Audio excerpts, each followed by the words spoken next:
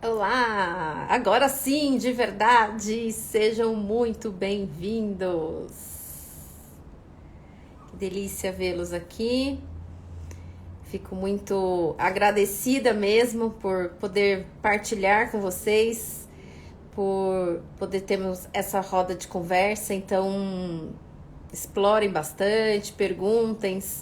Se a gente puder responder, com certeza vamos responder. Se não pudermos, a gente vai buscar informação. Mas nosso objetivo mesmo é trazer informação, é poder falar um pouquinho sobre esse grande problema que ainda é um tabu para a gente poder distinguir aí tratamentos, quem procurar, né? Joel, boa noite. Agora vamos esperar aqui Thalita. Deixa eu já escrever, porque agora eu aprendi falar, fixar aqui que a gente fez um intensivão aqui com a Adri. Deixa eu escrever aqui. Vamos falar sobre incontinência.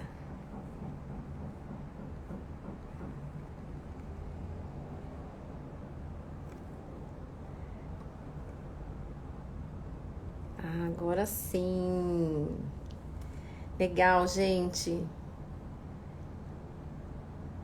Bem feliz de vocês estarem entrando. E hoje o tema é esse, né? É falar sobre incontinência sem a vergonha, né? Que fique bem claro isso, né? Que é sem a vergonha, né? Olha o que uma palavra não faz a diferença, né? No nosso vocabulário. E aí, o que a gente vê hoje muito, né? Hoje eu até estava falando com as meninas, né? Sobre um paciente que eu atendi um pouco antes de vir aqui para a live. Com necessidade de fazer algumas intervenções em relação à bexiga, em relação ao intestino, e com vergonha do pai, com vergonha da mãe, não queria um cuidador que pudesse ajudá-lo, um paciente com lesão medular. Então, assim, o quanto a gente vê hoje as pessoas com grande dificuldade, né, em poder cuidar de um problema que hoje é um problema de saúde pública, né, que sempre foi, que precisa estabelecer cuidados, né, critérios. Então, a gente precisa aprender a lidar com isso. E não pode ser um tabu, né, a gente conversar sobre com esses pacientes, né? Oi, Thalita! Tá Agora me sim, ouvindo? de fato, né? Você tá me ouvindo bem? Porque eu coloquei o fone, não sei se tá ouvindo. Tô sim, tô ouvindo direitinho. Você tá me ouvindo? Sim. Legal. Tava aqui falando, né, sobre o quanto esse problema hoje ainda é um problema do qual a gente não fala muito, né? As pessoas, elas não comentam muito, né? E exatamente porque existem várias barreiras, né, que interferem nesse processo do falar sobre a incontinência. Claro que existem muitos outros problemas que hoje na vida da gente tem uma interferência muito grande, mas aquilo que nos expõe, aquilo que traz fragilidade, eu acho que é o que mais nos deixa susceptível a esconder, né? A colocar debaixo do tapete e seguir com a vida, porque é melhor do que eu contar alguma coisa, né? Então, hoje, acho que a ideia mesmo é a gente conseguir conversar um pouquinho sobre esses processos que a gente vive na vida no geral e falar um pouquinho sobre o quanto isso hoje tem uma interferência maior na incontinência, né? Então, para quem não me conhece, eu me chamo Marta Lira, sou enfermeira estomaterapeuta. Hoje a gente, com um carinho muito grande aí pelo convite aí da Sobeste, para a gente bater esse papo sobre a incontinência urinária, não sendo um processo de vergonha, mas sim sendo um processo mesmo em que a gente pode, de fato, melhorar a nossa qualidade de vida, para que a gente possa buscar pessoas que vem agregar hoje nesse processo que a gente passa do envelhecimento, fases da vida, da saúde, né? A gente não vive eterno, sementinhas, um pêssego, como a gente gostaria que fosse, né? Mas a gente Infelizmente. passa por várias fases da vida e que a gente precisa hoje lidar com essas fases, né? Então, a incontinência é uma fase, porém, ela tem todo um processo que a gente poderia trabalhar muito antes se a gente não tivesse alguns preconceitos ou se as pessoas soubessem lidar com isso, né? E hoje, a minha parceira de papo delicioso é a minha querida Thalita Rosa, uma pessoa que eu tenho muito carinho, uma pessoa que eu tenho muita admiração, é do nosso grupo de pesquisa de estomaterapia da Escola de Enfermagem, da USP. E seja bem-vinda, Thalita. Obrigada, Márcia. É uma honra estar aqui. Primeira vez que eu estou, acho que na Carinha na Sobeste, oficialmente. É porque a gente está tentando te inserir, você sabe, né? Devagarzinho, devagarzinho. Eu corro, né? A Vera me tira e vai puxando. Não tem como.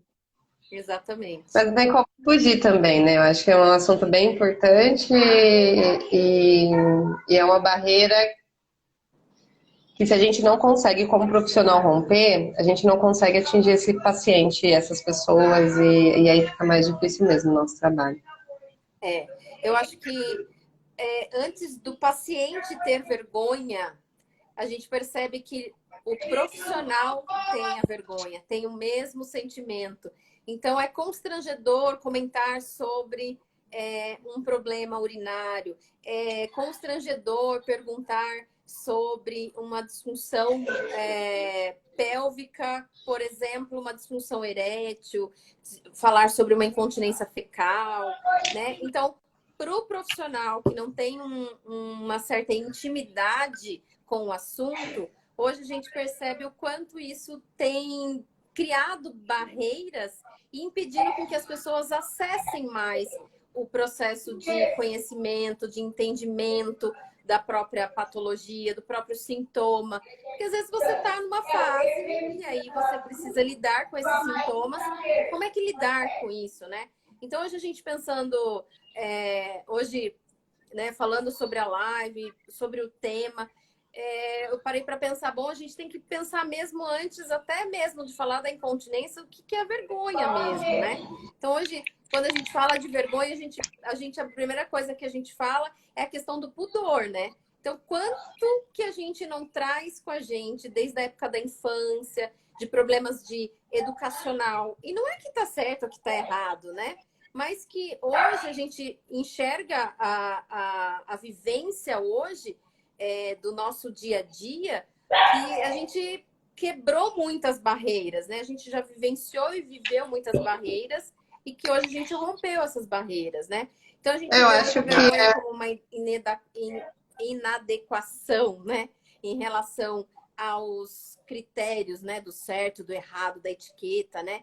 E o quanto isso atrapalha, né? Não sei no seu ponto de vista, mas hoje eu vejo o quanto isso atrapalha, porque a gente desperta emoções de uma forma bem negativa, porque quando eu tenho um problema, eu crio um obstáculo, eu crio um sentimento, uma emoção negativa que me afasta do meu eu, que afasta eu do meu social, que me afasta eu do meu mundo. E quando a gente vai ver, a gente se isola demais numa caixinha porque a gente tem vergonha de alguma coisa e deixa de vivenciar novas experiências, né? Até mesmo a experiência do novo conhecimento, do tudo, né? Isso para a vida, né? Então, eu não sei como você enxerga isso. Eu acho que a vergonha é algo muito mais profundo do que a gente olha no sentido. Eu acho que vem essa parte cultural, porque começa na infância mesmo. Começa quando nós, como pais, com nossos avós, principalmente, vê essa região pélvica, né, vê os órgãos genitais como um tabu ali.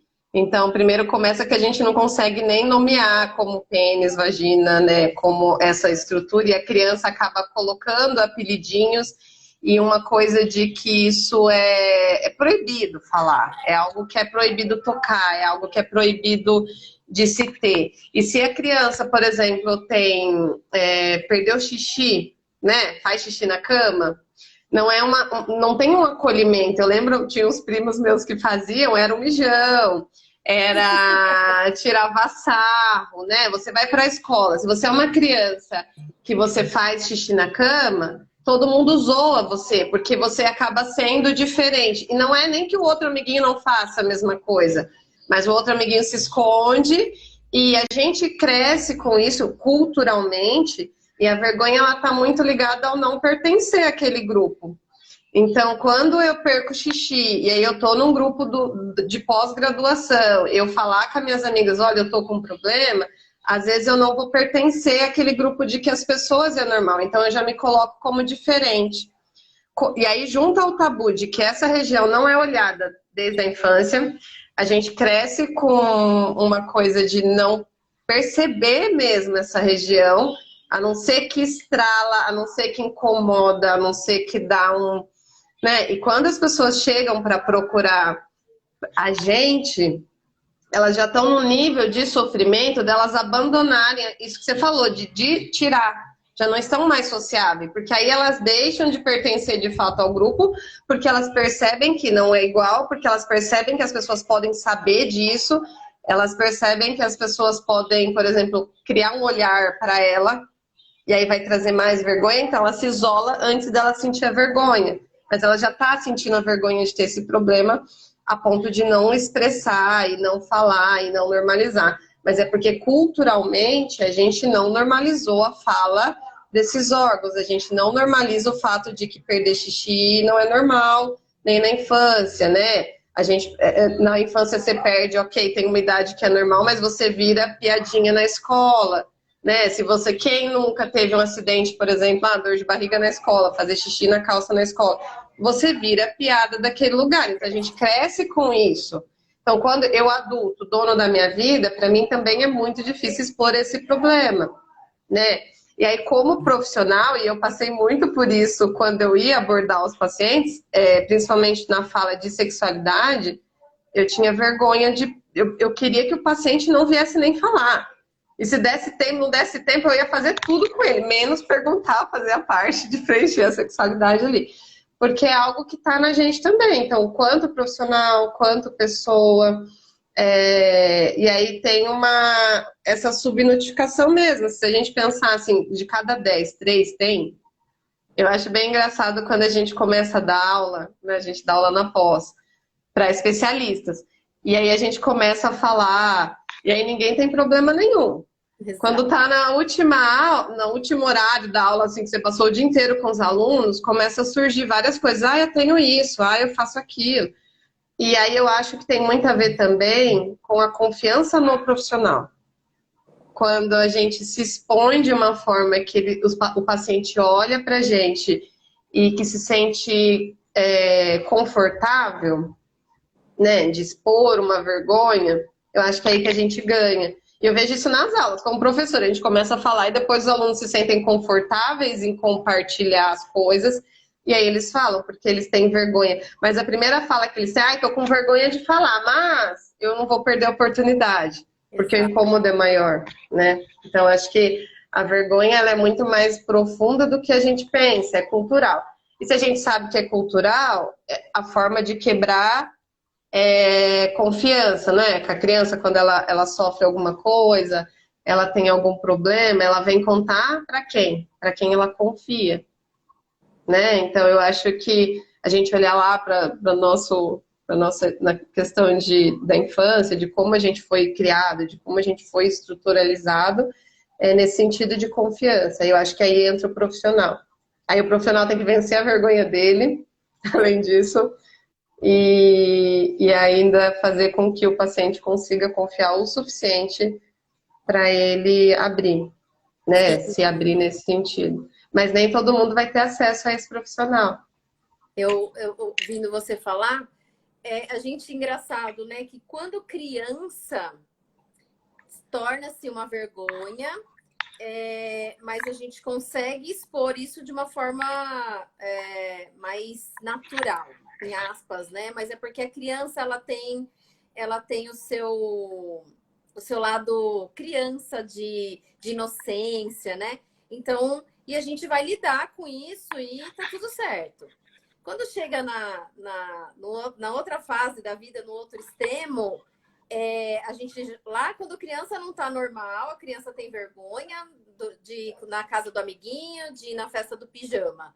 Mas quando eu tô lá do outro lado, no outro extremo, a gente começa a caracterizar que isso era uma das coisas que eu ia falar, eu ia te abordar lá no final, mas você já falou sobre a crença, né, de perder urina é normal, né? E a gente começa a ver que as pessoas mais velhas falam, tá tudo certo, eu perco xixi porque faz parte. Então, quer dizer, quando eu sou criança, não tá certo. E quando eu tô mais velho, tá certo. Faz parte do processo do envelhecer, né? E você falando, né, dos alunos, que de fato isso é uma coisa muito comum da gente ver, né? As pessoas, elas não sabem exatamente o que é incontinência urinária. As pessoas, elas não sabem distinguir esse processo da incontinência, o que é certo, o que é errado, o que é pouco, o que é muito, e essa definição muito clara, né? Então, acho que isso agrega para o profissional que hoje tem um problema de incontinência, mas ele não fala, por vezes ele não sabe. Você vê quantas pessoas especialistas entram no processo da estomaterapia, por exemplo, que começam a ter aula sobre incontinência, e aí quando você vai ver, a metade da sala tem disfunção, a outra metade acho que eu já tive alguma coisa parecida com isso, ou o meu filho sofre disso. Então você vê o quanto o problema ele é tão vivenciado por todo mundo ignora ele, porque não tá tudo certo, ou porque não tem conhecimento, né? Sobre o que é incontinência, como é que eu faço para acessar. Será que os nossos profissionais hoje, generalistas, falando do profissional de todas as classes, falando da equipe médica, falando mesmo dos nossos enfermeiros, que hoje estão dentro desse processo de atender o paciente para perguntar para ele sobre um problema e o paciente poder dizer para ele um sinal, olha, eu levanto à noite 6 vezes à noite. E aí ele fala, é mesmo? Você levanta 6 vezes? Tá, vamos cuidar por causa do risco de queda. Então o senhor vai fazer tudo xixi agora na cama, tá bom? Porque tem risco de queda. De fato, tem risco de queda. Mas será que ele olhou um negócio aqui que estava gritando na frente dele? 6 vezes eu levanto para fazer xixi durante a noite? Ou seja, o que eu estou dormindo, né? O que eu estou fazendo? Então, vamos para a gente começar, então, falando aí um pouquinho sobre o que é a incontinência urinária para quem não trabalha com incontinência, né? Então, de uma forma assim, bem resumida, o que é hoje a incontinência urinária nas nossas definições, Thalita? Basicamente, bem simplesinho, né? É perder xixi, assim, perder urina em momentos específicos, que seja que você está fazendo esforço, ou tem pessoas que perdem sem o próprio esforço que a gente fala, qualquer movimento ou qualquer coisa que a gente cria uma pressão abdominal e aí acaba soltando aquela gotinha, acaba molhando a calcinha. Eu estou fazendo atividade física, sei lá, foi correr uma maratona, não aguentei porque eu estava correndo uma maratona. O que a gente Essa fala, coisa, né? Às vezes as meninas falam, né? Mas eu perdi só uma gotinha, né? uma gotinha. Perdi só uma gota, ou eu perco tão pouquinho, né? Nessa maratona, vou para academia, moda da academia. Hoje a gente não fala tanto dos exercícios de altos impactos, né? E não é que o exercício de alto impacto seja o vilão de toda a história, né? Mas é o processo do conhecimento daquilo que você falou, né? Daquilo Sim. que a gente nomeia e o que é de verdade o assoalho pélvico, né? O que é de verdade o que gera essa disfunção, né? Então, de fato, o que a gente sempre fala em relação a perder xixi, seja ele em gotas ou em jato, não é normal, né? E acho que não só perda, né? Essa frequência aumentada, porque, assim, eu lembro que uma vez eu estava no curso da Gisela, saí para casa da minha prima e ela falou, o que você estava fazendo lá? E aí eu expliquei basicamente isso, assim, de perder xixi ou a frequência, né? De você ir no banheiro a cada 10 segundos porque você não consegue controlar e você faz aqueles micro xixi. E aí ela falou, eu sou essa pessoa. Que É. eu fico com uma urgência absurda, que eu tenho que ir, mas aí vou lá e sai um. Ela falava assim: sai um xixi sem vergonha, sabe? 10 gotinhas ali. E aí depois eu tô de novo com essa vontade. É, então a gente pensa só na perda, mas a gente também não pensa na frequência ou na urgência, né? É. Mas as outras disfunções que tem que a gente normaliza. Por exemplo, perder xixi né, não é normal, mas também tem a questão de constipação, né? Que as pessoas, acha que constipada é uma coisa também incorporada na pessoa, assim, né? É. É tipo assim, normal mesmo. Eu perco umas gotinhas ali, é incorporado dela, é algo dela, ela normalizou aquilo, e aí ela normaliza e fala, e acho que isso tem um erro também, assim, no sentido de normalizar, achar que aquilo é ok e sair falando, gente, é normal, tá tudo bem. E eu acho que tem a ver com a negação também, sabe? De negar o fato da vergonha. Assim, eu não tenho vergonha, eu aceitei que eu perco mesmo e se assume nessa posição. E aí eu vou colocar um absorvente ali, é esse problema que eu tenho. E aí vem a coisa da informação. A constipação acho que também é uma coisa muito comum que as pessoas pensam no sentido de, eu sou constipada desde pequenininha mesmo, é normal. E aí depois paga, né, pelas questões do assoalho pélvico que vai se judiando ali na questão da incontinência também, ele já está um pouquinho mais fragilizado. Então eu acho que tem isso da informação ser desde cedinho ali, sabe? E não só isso, mas quando a gente tem acesso a esse profissional, dele abordar nesse sentido. Eu estava estava dando aula de incontinência esse final de semana, e aí eu estava falando pro pessoal, professor, isso é muito difícil. Eu vim fazer estomaterapia por conta de feridas, assim, puxei a orelha. Eu falei, gente, vocês acham certo eu ir lá tratar a ferida de uma úlcera venosa e a senhorinha usando fralda, eu não vou nem questionar o que é aquilo? Eu não vou nem perguntar, sendo que eu sou especialista das 3 áreas? Eu tenho que ter um olhar atento. E se pra gente que estuda isso, que tem informação sobre isso, que é aquilo que você falou, eles chegam no curso e descobrem, uau, o que é incontinência? Eu tenho, nossa, eu não sabia que isso não era normal. Eles se descobrem, mas pensa aquele aluno de graduação, eu como aluna da graduação não lembro de ter, eu como professora da graduação eu olho na grade e não tem isso, a gente fala muito pincelado assim, e aí quando você forma, é um profissional de uma UBS, você trata diabetes, que é um dos fatores de risco, você trata a hipertensão, você trata várias coisas, você fala sobre a queda, É. você não fala um dos maiores motivos de queda é o idoso levantar. E aí a solução é isso que você falou. Então não levanta não.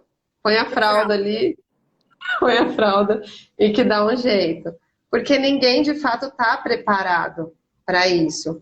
E que se a gente não fica num propósito mesmo de ficar com uma tecla batendo assim, não é normal, é ruim. Você como profissional, independente da sua especialidade ou não, você consegue abordar.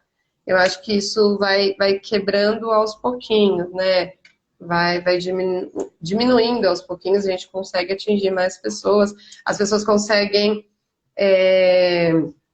perceber que de fato tem um problema. A Neuma está falando das lesões neurológicas. É. Quando trabalhamos o estigma do paciente, tem melhor adesão ao tratamento. Quando trabalhamos o estigma, o paciente tem melhor adesão ao tratamento. Sim, sem dúvida, né? Eu acho que a gente tem que começar por nós mesmos, né? A Gi é uma fujona, quero só dizer isso, viu, Gi? De olho em você, não é de hoje. A Gi escreveu assim, né, que às vezes o profissional ele convive com isso e segue a vida, né? Vivem com incontinência urinária e nem falam sobre o assunto e nem buscam por ajuda, né? Isso é uma realidade constante no nosso dia a dia. Falando assim, talvez tenham outros profissionais aqui assistindo a live, falando assim, né, com propriedade da nossa especialidade dentro da enfermagem, no sentido do cuidado, a gente é muito relapso com a gente mesmo, né? a gente é relapso com a nossa saúde no geral, a gente é relapso na nossa saúde pélvica, a gente é relapso na nossa saúde mental. Então, hoje em dia, a gente fica focado numa coisa e a gente fixa aquilo e esquece que a gente tem que viver o outro lado também, né? A gente tem que respirar, a gente tem que deixar um momento de fato mais leve, a vida mais leve, né?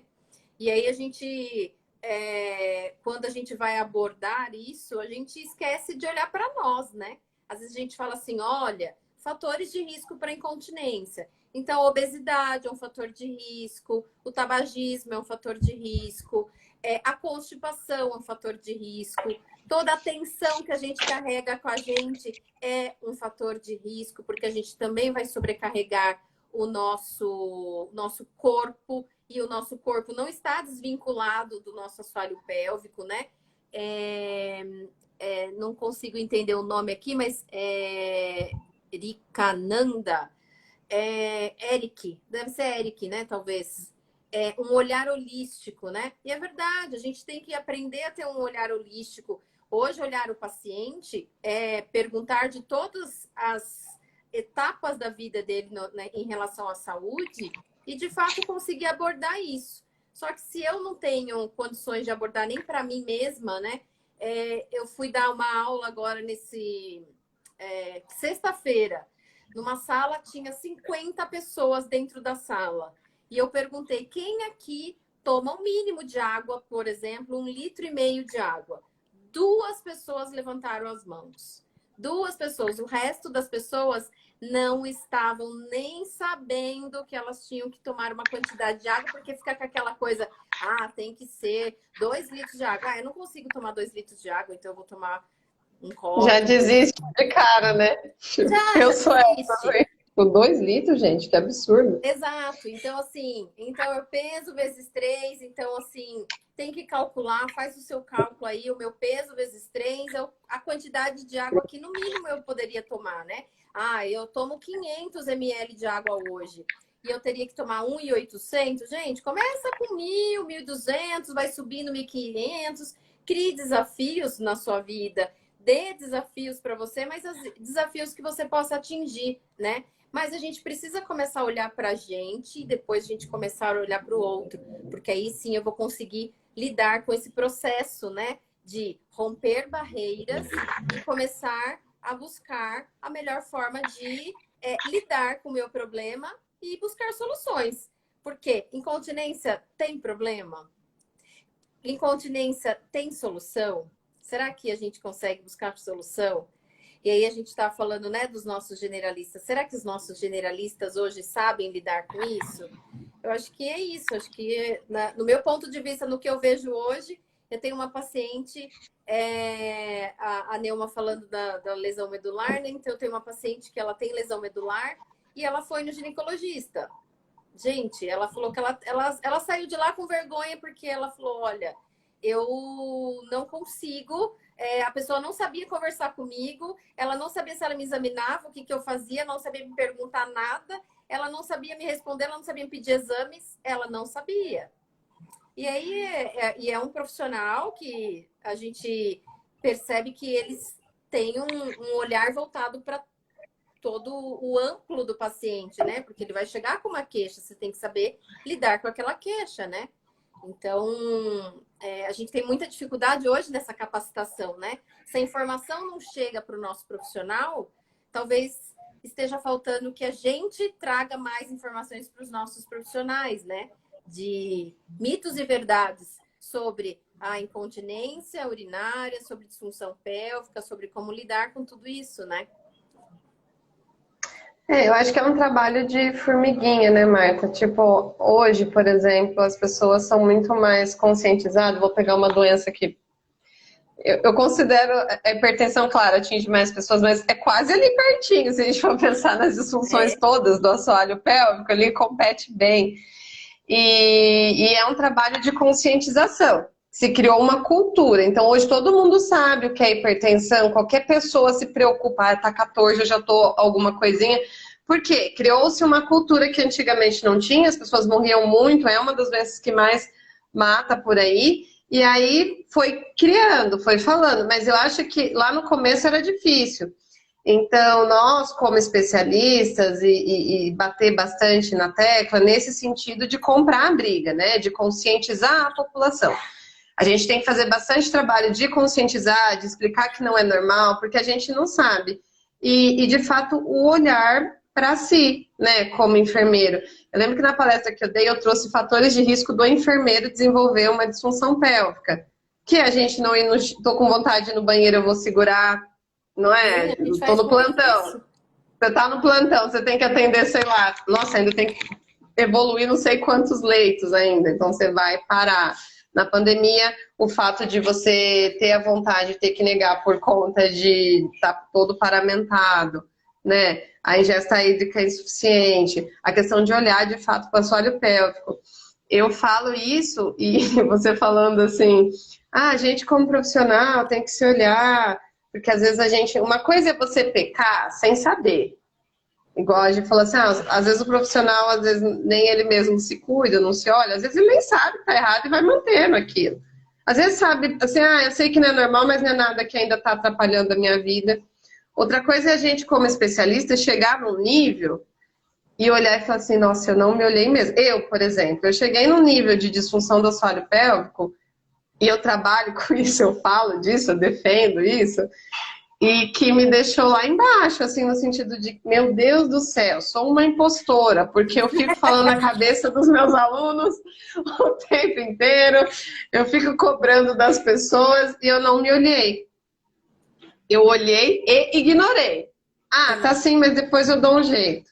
Ah, tá sim, mas depois eu dou um jeito. Até chegar num nível exorbitante de, tipo, você vai olhar ou não vai? Então vai ter que parar. E o corpo para, gente, né? E aí a gente tem que abandonar algumas coisas que a gente estava ali. E eu acho que o paciente com incontinência, com constipação, incontinência fecal, quando chega nesse nível, assim, ou neurológico, o neurológico já ele é mais. Ele recebe o diagnóstico, ele sabe da alteração, o que falta é profissional capacitado para lidar com ele, mas ele geralmente é mais informado, ele sabe mais. Né? Então, falta o profissional capacitado até para ajudar ele a mais, a conscientizar mais, a ensinar mais. E essas que, assim, né, idiopáticas que a gente fala que vai indo, assim, é muito mais difícil da gente olhar. E aí só vai olhar quando o negócio estoura, sabe? A pessoa só vai procurar. E, Marta, o que eu percebo eu sou informada, então quando eu tive um problema eu sabia de fato qual profissional procurar. Exato. As pessoas não sabem, não é? Tipo, o que você. Assim, eu sei porque eu tô da área, mas a pessoa que tem esse incômodo a nível de tirar da socialização, ela não sabe quem procurar. Exato. E aí ela procura um profissional que não tem, não sabe disso.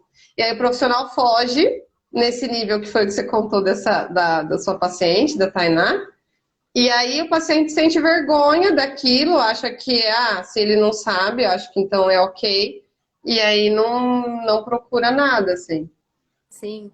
Hoje eu vejo as pessoas não sabem quem procurar. Então, não sei se eu procuro um ginecologista, eu não sei se eu procuro um urologista, se eu procuro um uroginecologista, quem eu procuro, né?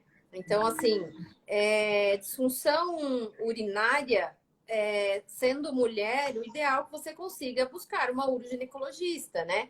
Que possa lidar com o lado feminino desse trato urinário, desse assoalho pélvico feminino que tem as suas particularidades e que às vezes acontece de estar numa fase da vida diferente, com alterações que são significativas do processo do envelhecimento, como a menopausa. Então, que vai sofrer atributos ao assoalho pélvico na disfunção. Então, que é importante que vá buscar um uroginecologista, o homem que vá buscar um urologista, né? Então, ambos, tanto o urologista quanto o uroginecologista, eles são aptos para que você possa procurar tratamento, buscar informação sobre qual é a melhor forma de lidar com isso, né?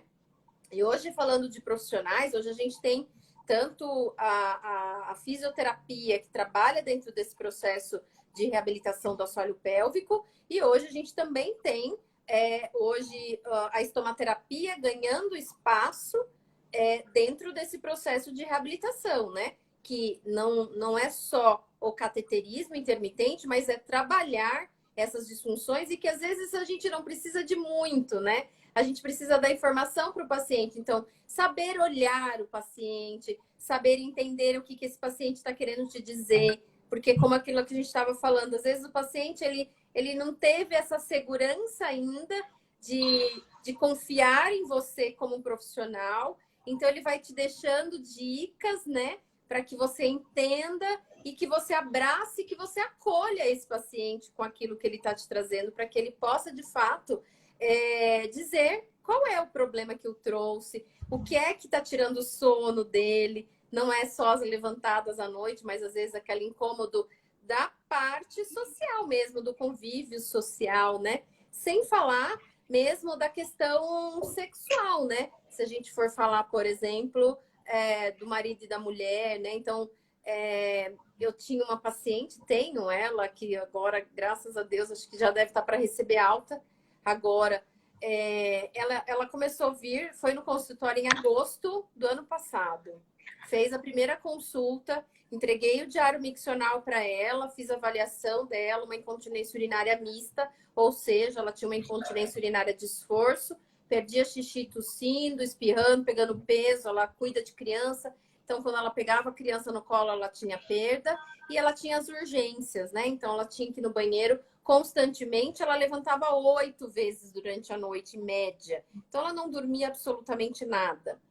E ela simplesmente começou evoluindo com um processo de vergonha, de isolamento social. O marido dela cobrava ela das relações, né, de marido e mulher, e ela inventava várias histórias porque ela não quis contar para ele que ela tinha incontinência urinária, porque uma vez ela perdeu e ela não quis mostrar para ele que aquilo era um xixi, e ela ficou super mal com aquilo.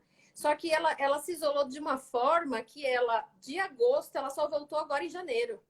Porque ainda eu liguei para ela, perguntando sobre ela, como é que ela estava, sei lá por que tanto eu insisti com ela.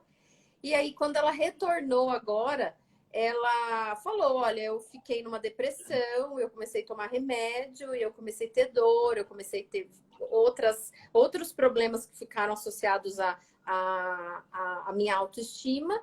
E eu continuei perdendo xixi e horrores. E ela, todo esse tempo, sem poder buscar ajuda, até que ela encontrou, de fato, essa segurança para ela voltar, falando, olha, eu vou voltar, eu quero melhorar, eu não estou mais aguentando ficar nesse isolamento, sem contar para o meu marido, ficar inventando desculpa e tomando remédio e não está melhorando, né? Então, assim, a gente precisa dar informação para o paciente. E ela... assim, ela era uma incontinência urinária mista, clássica, que com mudança comportamental, com a própria avaliação, reconhecimento do próprio corpo dela, ela na terceira sessão, ela dormiu a noite inteirinha, só com mudanças comportamentais, só de conversar. Dela poder se olhar, dela poder se enxergar e falar, opa, peraí, dela sentar para fazer xixi, dela tirar o diurético da noite e passar para o diurético de manhã, porque ninguém disse para ela que ela não tinha que tomar diurético à noite, então ela tomava o horário que o médico disse para ela, esse é o horário que você vai tomar.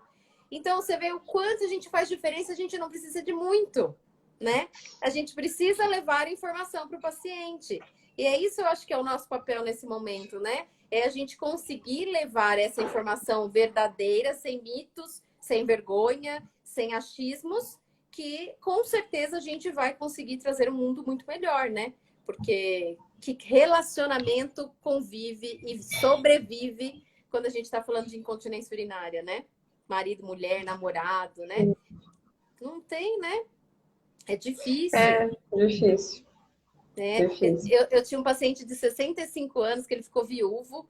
E aí ele falou assim, olha, e ela há 10 anos que ele tinha incontinência porque ele tinha feito cirurgia de próstata.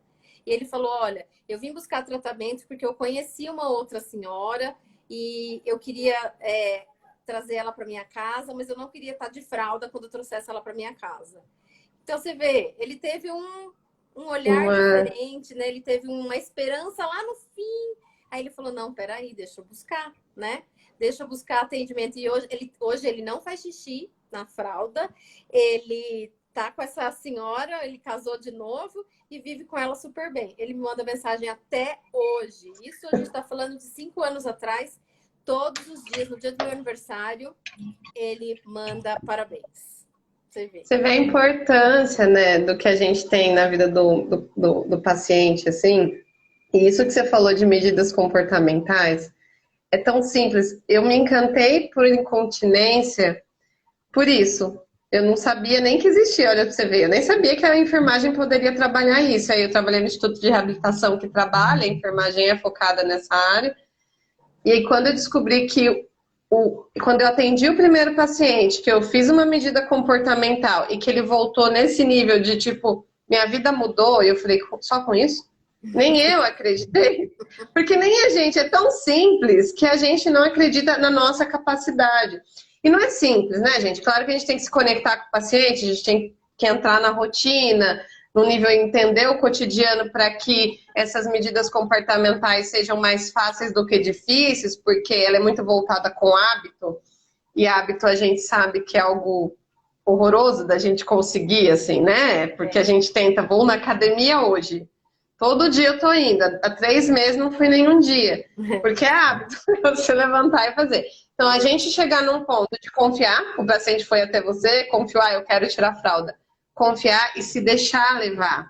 E é simples. E aí, por isso que eu acredito que se a gente começar a educação como profissional, se o profissional ter essa informação dessas coisas que o simples modifica, a gente pode começar lá na atenção primária, né? Porque eles chegam até a gente, se a gente for ver especialista terciário lá, tipo, ele vai procurar o especialista. Mas ele tem aquele atendimento na UBS ali prontinho. E que o enfermeiro, mesmo não sendo especialista, tem a capacidade de fazer essas medidas comportamentais, de ter esse olhar mais atento nesse sentido, sabe? E o quanto isso muda. Olha só pra você ver o que você falou, ela tinha vergonha de se expor pro marido. Tem a questão, claro, de conversa entre o casal, de expor fragilidades, mas é muito difícil, gente, você se expor a esse nível. Porque lembra, o tabuzinho já vem lá de antes, da infância, de essa região, e alguma coisa nessa região ruim. Às vezes o casal ele é muito conectado sexualmente falando, então algo que altera essa parte do sexo ali em si, da parte da sexualidade, já fere, e aí ela se isola. E a gente pode ver que muito dos pacientes, assim, que não trata a incontinência, que não trata a constipação, eles acabam desenvolvendo ansiedade, desenvolvendo depressão. Então, assim, pra gente ver que o nível é muito maior. E pra você ver que ela em 3 dias resolveu. E aí volta a ter relação com o marido, e aí volta a ter coisas boas, sabe? Nossa, Olha, é outra mulher hoje.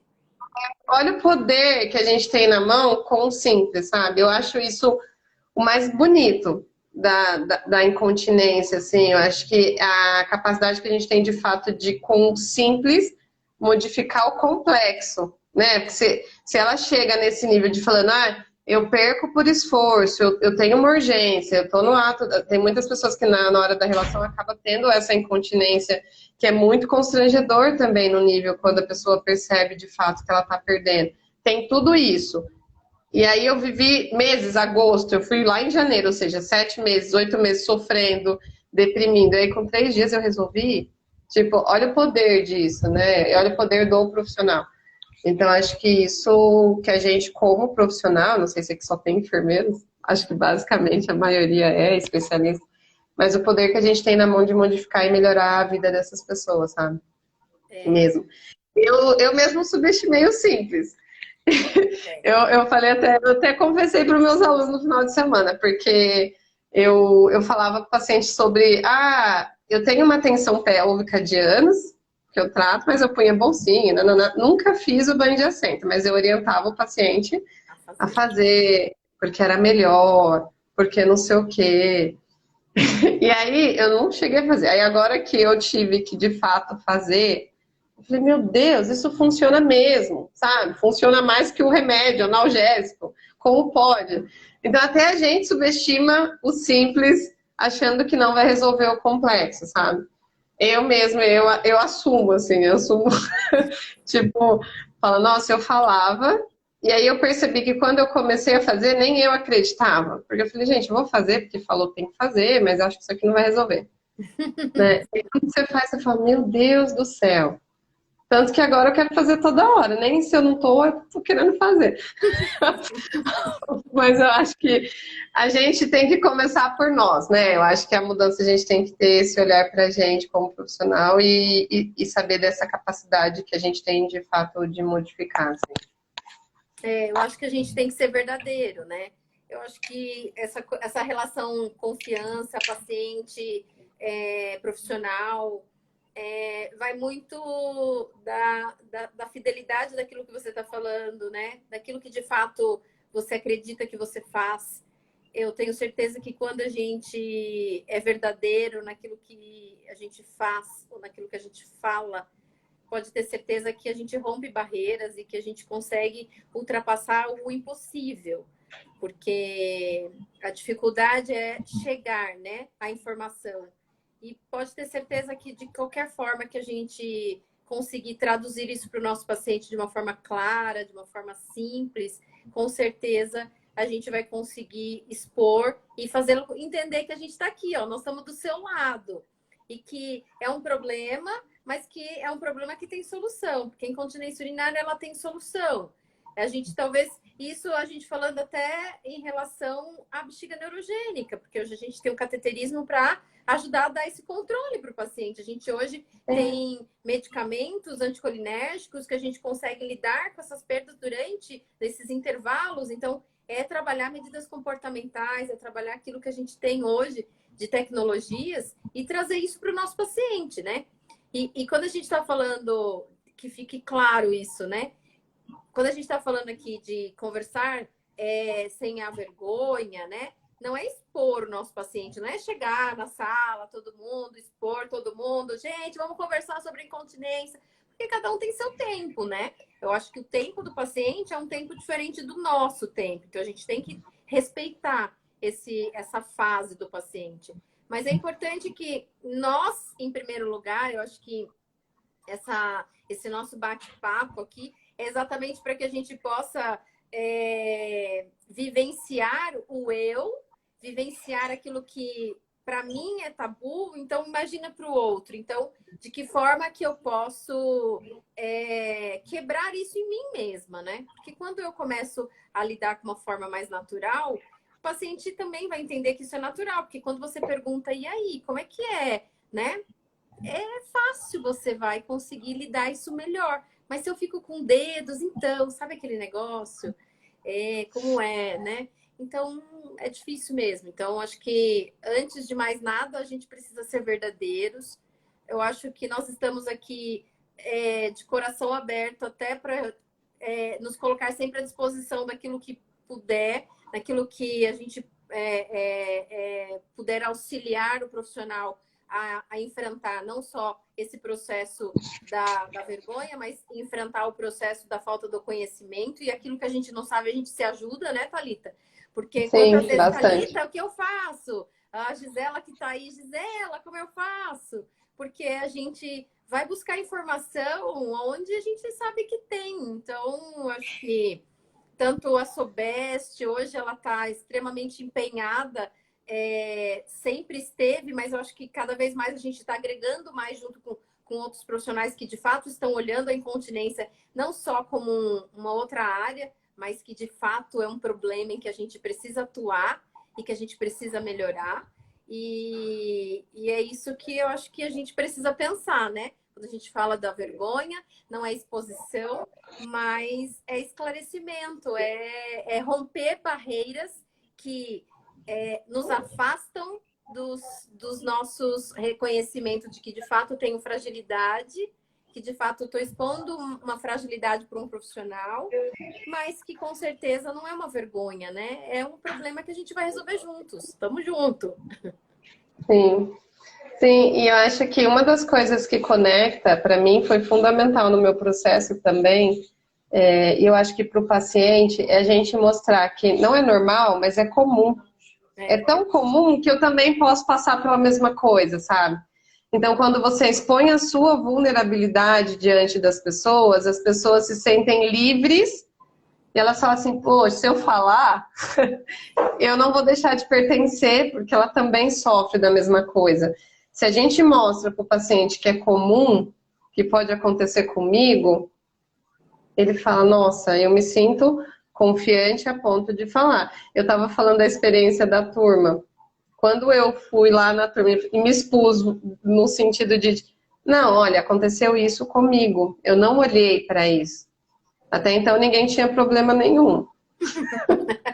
Depois todo todo mundo mundo começou a escondidinho. expor o problema, porque falou assim, gente, é mais comum do que a gente pensa, né? E aí é muito comum, um começa a falar, eu tenho, aí o outro fala, eu também tenho.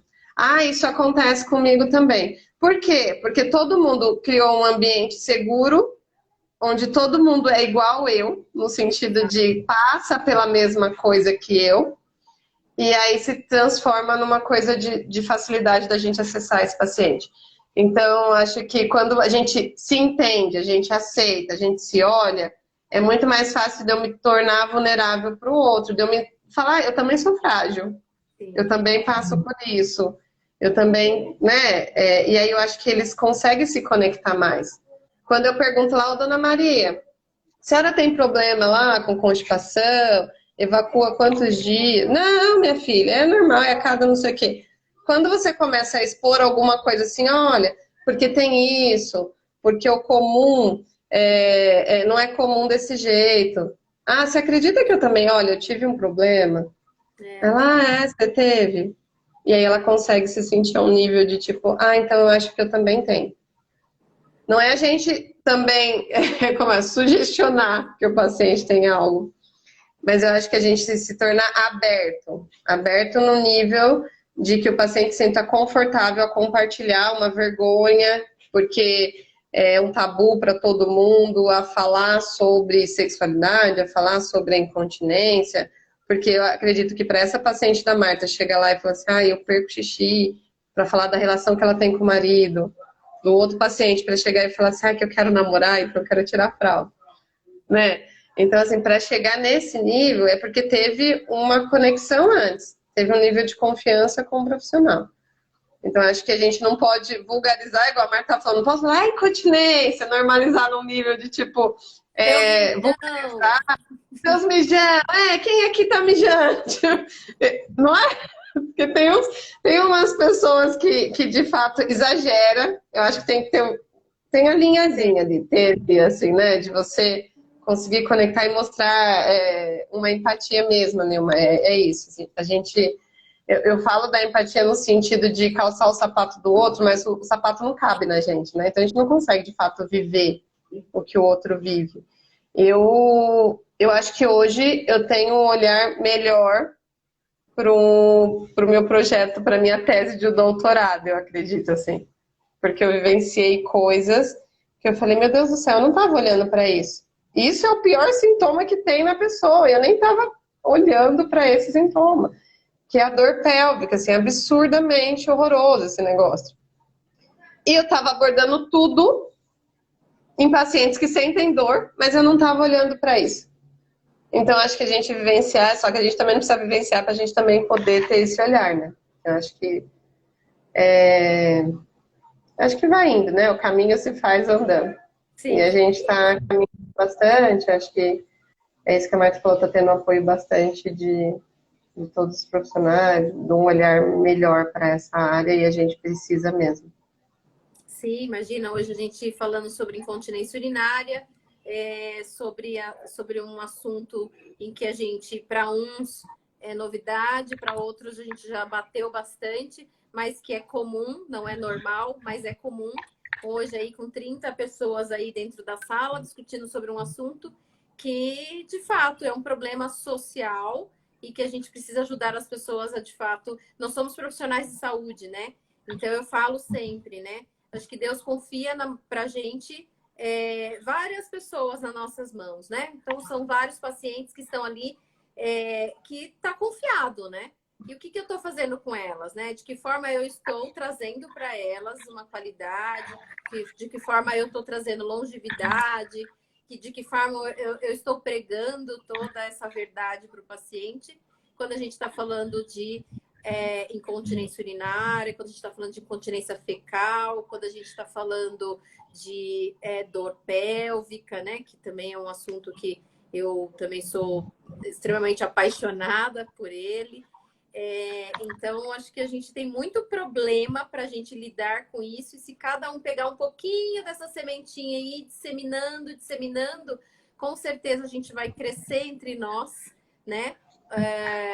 Uma fonte de informações, né? Aquela fonte de água mesmo, né? Que jorra informações e que o paciente vai poder agregar a gente como profissionais, como enfermeiros, mais do que nada nessa vida, né?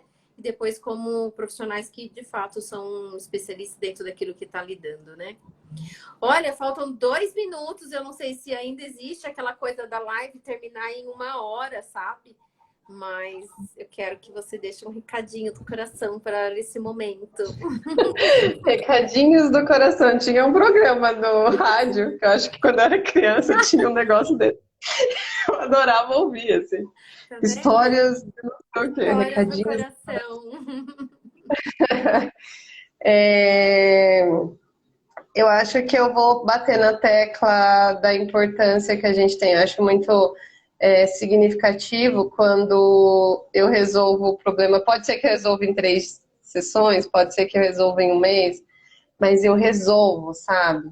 E aí eu sabendo o impacto que isso tem na vida do paciente, de tirar ele, né? Eu usei uma frase de quantas pessoas têm que abandonar o palco das suas vidas porque estão sofrendo de alguma disfunção pélvica. E a gente abandona, gente, porque eu não quero passar vergonha, porque eu não quero me expor, porque eu não posso perder fezes na rua, eu não posso ir no mercado e voltar mijado para casa, né? Voltar molhada. Isso é absurdo. Então, eu me tranco em casa.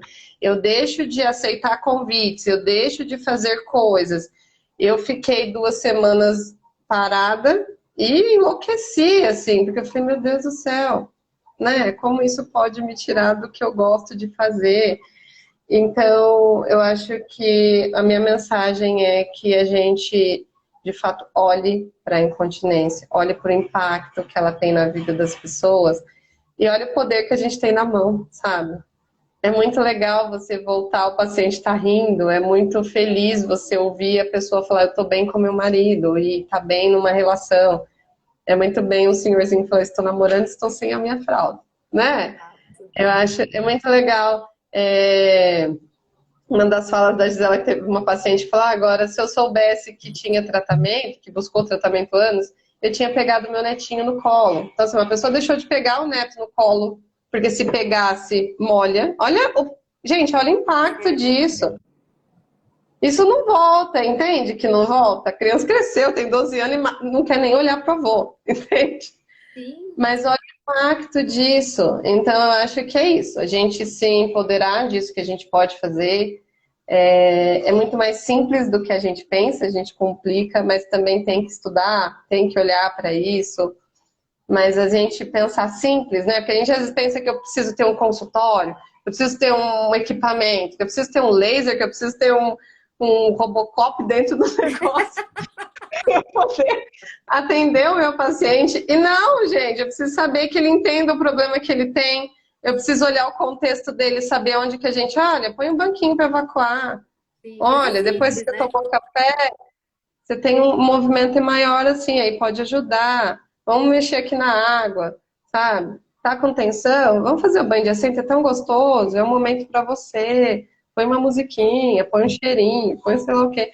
E é tão gostoso cuidar da saúde pélvica num sentido sistêmico, né? Porque, gente, querendo ou não, eu faço que é a nossa força de vida, a gente veio dali. Eu uso isso, eu acho isso muito bonito. A gente saiu dali, né? A gente foi gerado ali. Então, a nossa maior força de vida vem dessa região. E porque eu como profissional, tenho como olhar, tenho como tratar, tenho como mudar, eu vou fechar o olho porque eu acho que eu não sou capaz. A gente é capaz, o profissional que está no OBS é capaz, a gente como enfermeiro pode, né? A gente tem isso, nosso registro, nosso Corém, ele defende isso na nossa atuação. Então, meu recado é olhem para vocês primeiro, no sentido de se reconhecer, de quebrar a vergonha, de estar tudo bem ser vulnerável diante do paciente, a gente não tem que mostrar imposição nenhuma, para que a gente possa atingir os pacientes. Acho que é isso, falei demais. Não, imagina, é super delicioso ouvir você falando. E eu acho que é isso mesmo, eu acho que a gente precisa, de fato, assumir que nós somos seres humanos, né? Eu falo e aprendi isso na minha vida, a gente não é super maravilhas, nós não somos super homens, né? Nós não somos Batmans e Robin, nós não somos... A gente somos pessoas, eu, Marta, Thalita, Adriane, Renata, Clara, Neide, Silvana, nós somos quem somos, né? Então, eu sou o que sou. Então, a gente precisa, de fato, assumir a nossa essência do nosso feminino, assumir a nossa essência do nosso masculino e entender que as nossas fragilidades, elas têm um impacto se eu intensificar e olhar só para esse problema, né? Então, não dá para a gente só olhar para um problema, para uma questão. Olho para mim como um todo, no sentido de cuidem-se, olhem para vocês, cuidem-se, tomem água, sentem para fazer o xixi, sentem e relaxem para evacuar e não fiquem, a gente fica no celular, tenso o tempo todo. Então, de fato, a gente precisa quebrar essas barreiras que por muitas vezes a gente tem vergonha de falar, vergonha de dizer não sei, me ajuda, porque eu preciso encontrar a solução para o meu paciente. Então, acho que o nosso recado é esse, de fato. Acho que a gente nem tinha pensado, né, Thalita, qual seria o nosso recado hoje, mas eu acho que o que vem hoje nas nuvenzinhas para a gente é exatamente isso. Eu acho que é olhar a incontinência como a gente olhar para a gente mesmo, né? Como a gente precisa cuidar da gente, cuidar da nossa beleza física, externa e interna. Porque isso eu acho que é o nosso papel hoje como profissionais da área da saúde, que somos, para que o outro possa olhar para a gente e falar assim, esse sim eu tenho confiança, nesse sim eu vou acreditar, porque se falou, assina embaixo. Tá falado. Isso mesmo. Gente, obrigada. Acho que eu só tenho que agradecer. Thalita, só te agradecer também por partilhar comigo esse momento gostoso, esse momento aí de abrir o coração aí, abrir a pelve e de fato falar as coisas que têm que ser ditas.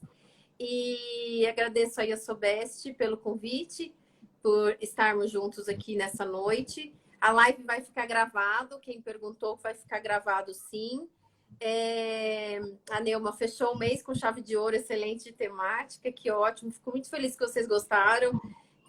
Dri, também obrigada aí pelo carinho, do apoio, e esperamos aí outras vezes, outros momentos que a gente possa falar sobre o assunto, tá bom? Sim. Obrigada, beijo, gente. Obrigada, Marta. Fiquem com Deus e uma boa noite. Boa noite.